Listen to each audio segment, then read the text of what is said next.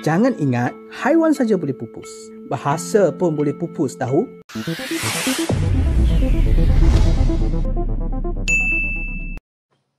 Assalamualaikum warahmatullahi wabarakatuh. Halo, kembali bersama dengan kami di channel ini. Ya, orang sering mengatakan bahwa flora dan fauna bisa punah jika tidak dilindungi. Namun pertanyaannya, apakah suatu bahasa bisa punah? Jawabannya tentu ya. Di zaman modern dengan perkembangan teknologi informasi dan proses asimilasi budaya-budaya baru, suatu budaya bisa punah, termasuk bahasa, yang mana bila terjadi pergeseran dalam penggunaan bahasa dan meninggalkan bahasa ibu atau bahasa-bahasa lokal yang secara bertahap dapat digantikan dengan bahasa lain atau bahasa-bahasa yang lebih dominan.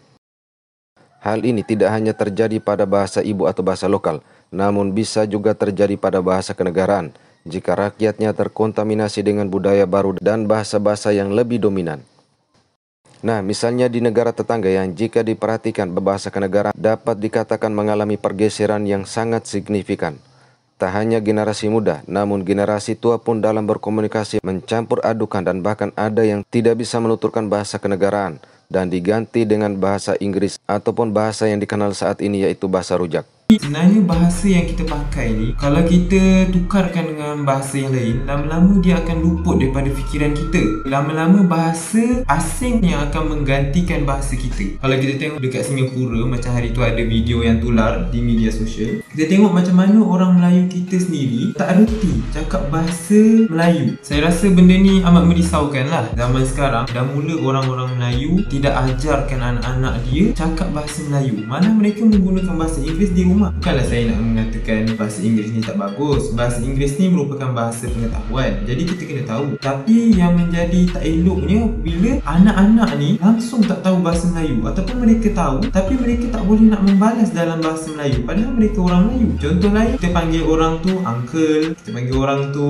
auntie, kan? Itu kan bahasa Inggeris. Mungkin agaknya orang cakap uncle dan auntie tu lebih muda lah daripada pakcik dan makcik. Sebab sekarang ni Irish ni antara bahasa yang terancam. Kalau kita Google, kita boleh tengok berapa banyak bahasa yang terancam dan ada pun yang dah pupus. Bahasa ni boleh jadi pupus sebab apa? Pertama, bila ada faktor luar, umpamanya tentera, ekonomi, agama dan pendidikan. Itu adalah faktor-faktor yang UNESCO berikan. Dan ada juga faktor dalaman, umpamanya sikap negatif bangsa itu sendiri terhadap bahasa mereka. Jadi kesimpulannya, apa yang kita perlu buat, cabar diri anda untuk bercakap bahasa Melayu tanpa rojak, tanpa menggunakan sikit-sikit bahasa Inggeris, sikit-sikit bahasa Inggeris. Hal ini mengundang keprihatinan dari pakar-pakar atau orang-orang yang peduli dengan bahasanya, dan malah ada yang memprediksi bahwa bahasa Melayu bisa punah di negara-negara jiran. Sejak beberapa tahun, para pakar dan pemerhati bahasa di negara jiran memang gencar berupaya untuk memartabatkan bahasa Melayu sebagai bahasa kenegaraan.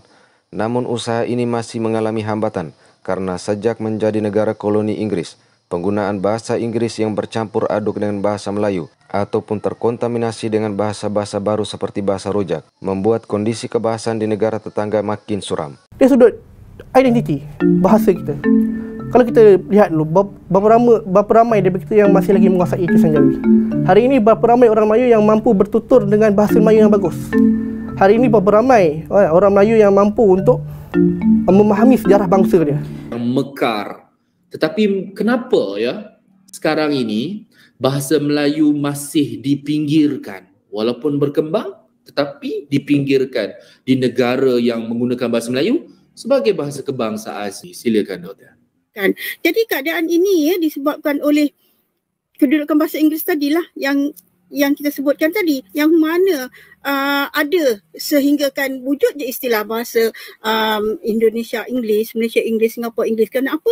Kerana mereka khususnya penutur bahasa itu membandingkan kedudukan bahasa Melayu dengan bahasa Inggeris, yang mana bahasa Inggeris kita ketahui merupakan suatu bahasa yang secara meluasnya digunakan sebagai bahasa perhubungan di mana-mana di merata secara global jadi bila dibandingkan ini yang nampak seolah bahasa Melayu itu terpinggir. Kenyataan sekarang ini, kalau kita lihat sekarang ini, sebenarnya bukan semua rakyat yang berwarga negara Malaysia, kalau kita lihat pada sudut pandang di Malaysia ya, sebagai negara, kita tak semua penutur ataupun masyarakat atau warga negara Malaysia itu menggunakan bahasa Melayu ataupun tahu bahasa Melayu.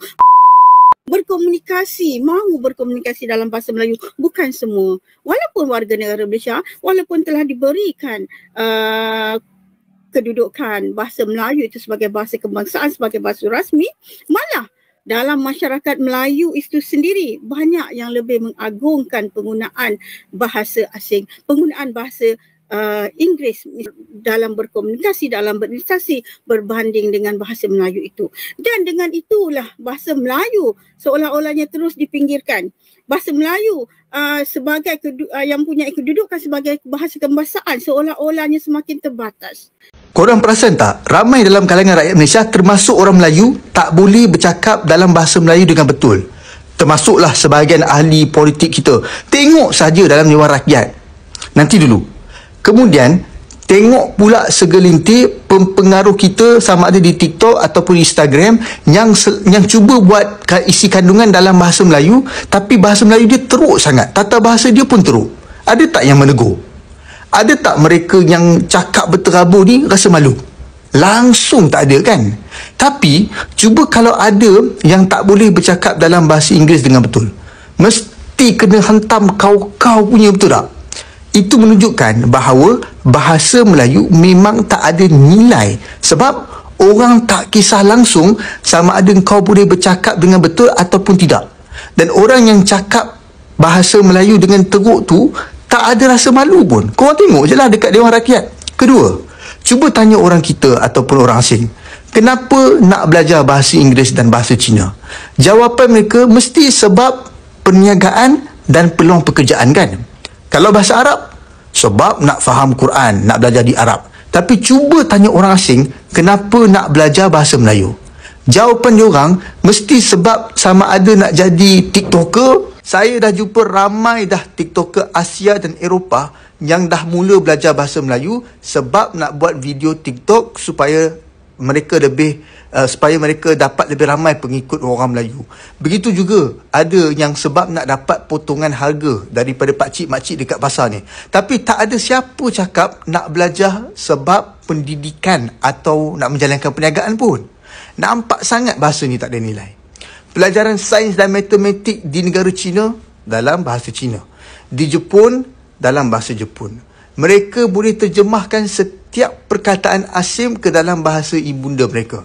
Tapi di Malaysia, pemimpin dan rakyat kita sendiri mengatakan kedengaran lucu kalau perkataan-perkataan sains tu ditukarkan ke dalam bahasa Melayu. Dan sampai ke tahap kita tak ada terjemahan khusus ke atas perkataan-perkataan tersebut.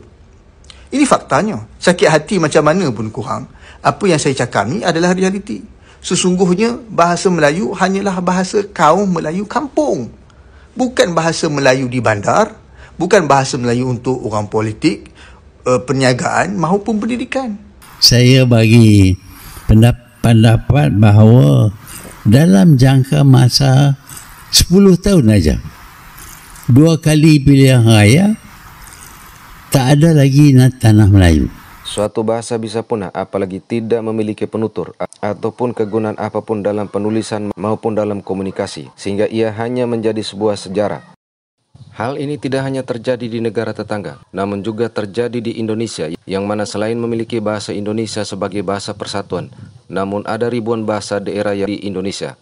Akan tetapi dalam beberapa riset, ada beberapa bahasa daerah yang sudah punah karena tidak ada lagi penuturnya. Sehingga diharapkan kepada setiap generasi bangsa ini yang berada dari Sabang sampai Merauke untuk tetap membudayakan bahasa daerah sebagai kesana dari budaya Indonesia.